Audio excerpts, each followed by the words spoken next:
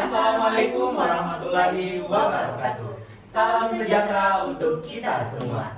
Perkenalkan, kami dari kontingen UIN Alauddin Makassar di bawah bimbingan Ibu Ayu Rukaya Yunus, SEI MEK, dengan saya sendiri Awan Nur sebagai ketua tim dan rekan Saya Yudin. Saya Nur Fadila. kami dari tim Dijaku ADM, imajinatif berkontribusi untuk negeri. Masuk ke identifikasi masalah. Masalah inti dari bisnis case yang telah ada ialah hadirnya dilema di antara PT Pupuk Kaltim dalam pengadaan CSR, sehingga Dewan Komisaris meminta PKT untuk mengembangkan program CSR yang terkait langsung dengan bisnis perusahaan. Hal ini menuntut PKT untuk mencari solusi yang relevan dan berdampak positif bagi operasional bisnis mereka. Namun, PKT dihadapkan dari beberapa permasalahan yang ada. Di antaranya, yang pertama, kesenjangan pembangunan di daerah Papua. Yang kedua, ialah rendahnya pengetahuan dan kompetensi. Yang ketiga, keterbatasan akan pemenuhan kebutuhan pokok. Yang keempat, ialah kurangnya sinergi dengan masyarakat lokal. Berdasarkan identifikasi masalah tersebut, kami melakukan pembatasan masalah. Yang pertama, melihat dari lokasi geografis dari pengadaan pembangunan PT Pupuk Kaltim di daerah Papua, terkhusus di daerah distrik Fakfak Timur. Yang kedua, melihat dari fokus pada pertanian dan pendidikan. Yang ketiga, dengan keterbatasan adanya akan informasi. Yang keempat, tidak mencakup dari aspek teknis secara rinci. Dan yang kelima, tidak mencakup dari aspek finansial secara terperinci pula. Dan juga fokus pada bisnis case tertentu. Baik, selanjutnya yaitu gambaran umum lokasi, di mana PT Pupuk Kaltim akan membangun sebuah bisnis baru di distrik Fakfak Timur. Adapun kami melihat setidaknya ada 4 kondisi. Yang pertama yaitu kondisi geografis, di mana distrik Fakfak Timur berada di Kabupaten Fakfak yang ada di Provinsi Papua Timur, Indonesia. Yang kedua yaitu kondisi geologi yang didukung oleh kesuburan tanah, perbukitan, dan juga pegunungan. Selanjutnya yaitu ada penduduk. Berdasarkan hasil proyeksi sensus penduduk pada tahun 2010, estimasi jumlah penduduk Kabupaten Fakfak tahun 2017 sekitar 76.000 juta jiwa.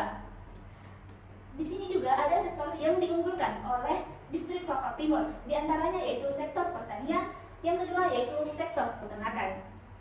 Berdasarkan identifikasi masalah yang telah kami paparkan, maka kami berinisiatif membuat sebuah program yang nantinya menjadi acuan untuk bisa dijalankan oleh PT Pupuk Kaltim, yaitu bernama Intagris, mengintegrasikan pertanian terpadu berbasis sistem ekonomi sirkular untuk mewujudkan kesejahteraan masyarakat dan keberlanjutan lingkungan di daerah distrik Fakfak Timur.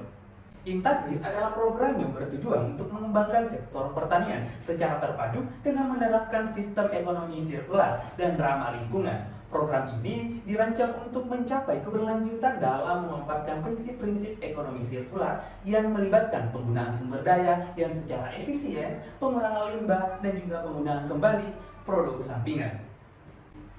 Jadi tujuan dihadirkannya Intagris sendiri yang pertama, menciptakan sistem pertanian yang berkelanjutan secara ekonomi, sosial, dan lingkungan. Yang kedua, mendukung dari daur ulang dan penggunaan kembali produk pertanian. Yang ketiga, meminimalkan limbah dan emisi. Dan yang terakhir adalah memperkuat kemandirian para petani.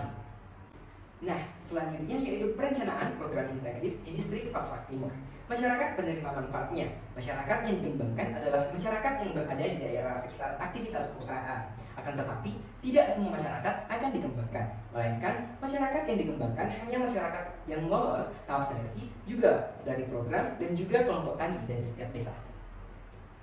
Selanjutnya yaitu tujuan, waktu, dan tempatnya. Adapun tahapan-tahapan kegiatan program Intagris antaranya yaitu pembentukan KPM, yaitu kelompok swadaya masyarakat, lalu pengembangan 3 sektor utama, lalu pengelolaan hasil atau produk, lalu selanjutnya yaitu strategi peningkatan sektor, penyediaan pasar, juga pembangunan sekolah PAUD Intagris, di mana lembaga pendidikan yang didirikan sebagai bagian dari program CRS Intagris. Waktu pelaksanaan program yaitu 5 tahun, berada pada tahun 2024 hingga 2029. Tempat pelaksanaan program Intagris ini berada di sekitar daerah perusahaan PT Pupuk Kaltim, yaitu di distrik Fakfak Timur. Nah, selanjutnya yaitu metode yang digunakan. Metode yang digunakan dalam perencanaan program ini adalah metode PRI. Bisa dilihat pada slide yang kami sediakan. Next. Selanjutnya yaitu pihak yang terlibat. Tentunya ada masyarakat Fakfak Timur, ada tim Intagris, lalu pemerintah, dan terakhir yaitu perusahaan. Ukuran-ukuran yang digunakan untuk mengevaluasi kegiatan kami adalah target yang ingin dicapai dari program Integris adalah meningkatnya pendapatan masyarakat minimal 30% dan meningkatnya kualitas sumber daya manusia di sekitar perusahaan tentunya yaitu Fak Timur.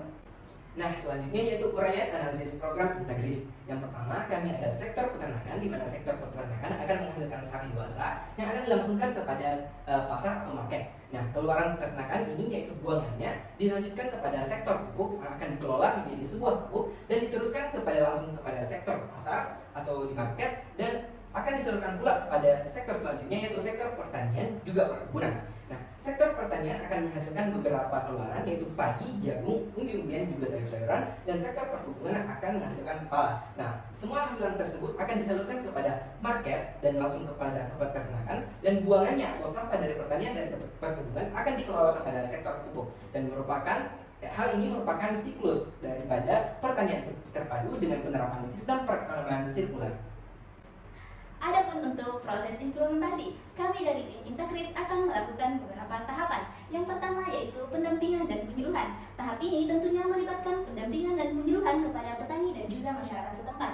Yang kedua yaitu pelatihan. Pelatihan merupakan tahap penting dalam pengimplementasian program Integris, yang dimana kami akan melatih mengenai praktik-praktik pertanian terbaru, penggunaan teknologi, manajemen sumber daya, dan juga pemahaman terkait dari ekonomi sirkular. Yang ketiga yaitu pemberian bantuan. Pada tahap ini, bantuan diberikan kepada petani dan juga masyarakat untuk membantu mereka dalam menerapkan praktik pertanian berkelanjutan. Selanjutnya yang keempat yaitu pengembangan kelembagaan. Tahap ini melibatkan pengembangan kelembagaan yang mendukung program Integris, diantaranya yaitu kelompok tani, koperasi pertanian, dan juga organisasi lokal lainnya. Yang terakhir yaitu keberlanjutan usaha mandiri. Tahap terakhir adalah tahap untuk mencapai keberlanjutan usaha mandiri dalam pertanian berkelanjutan.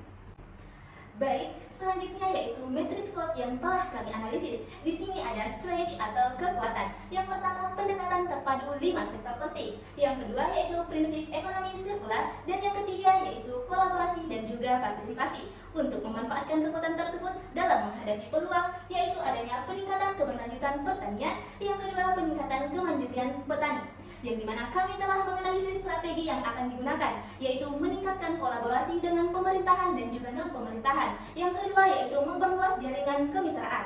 Selanjutnya yaitu untuk kelemahan dari program kami. Yang pertama, keterbatasan sumber daya. Yang kedua, tingkat adopsi teknologi yang masih rendah. Untuk ancamannya sendiri, di sini ada perubahan kebijakan dan regulasi dan adanya tantangan dari pasar.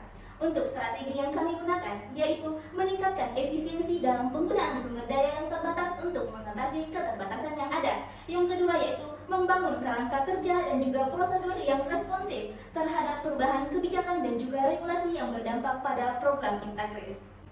Hadirnya program Integris sendiri di masyarakat ialah untuk memenuhi indikator keberhasilan dari pelaksanaan program tersebut. Yang pertama ialah peningkatan produktivitas pertanian, yang kedua pengurangan limbah dan emisi, yang ketiga adopsi praktik pertanian berkelanjutan, yang keempat kesejahteraan petani dan masyarakat, yang keempat dampak lingkungan yang positif, yang keenam keberlanjutan program mandiri, dan juga yang terakhir ialah setelah keberhasilan program akan didirikan sekolah PAUD mandiri Integris. Adapun identifikasi dari risiko program Integris, yang pertama, identifikasi risiko di mana tidak mencukupi atau tidak stabilnya pendanaan untuk melaksanakan program CSR secara efektif, di mana tingkatnya yaitu sangat tinggi. Dengan rencana mitigasi ialah memonitor dan mengelola pengeluaran serta dengan hati-hati agar tetap sesuai dengan anggaran yang telah ditentukan. Dan yang keempat yaitu ketergantungan masyarakat Papua pada program CSR dan PT Pupuk Kaltim sebagai sumber mata pencaharian utama dengan tingkat risk yaitu ada di low dengan medium. Dengan rencana mitigasi memprioritaskan pemberdayaan masyarakat dalam program CSR dengan memberikan pelatihan, pendidikan serta keterampilan pada masyarakat. Demikianlah presentasi dari tim Dijapuk ADN, imajinatif berkontribusi untuk negeri. Assalamualaikum warahmatullahi wabarakatuh.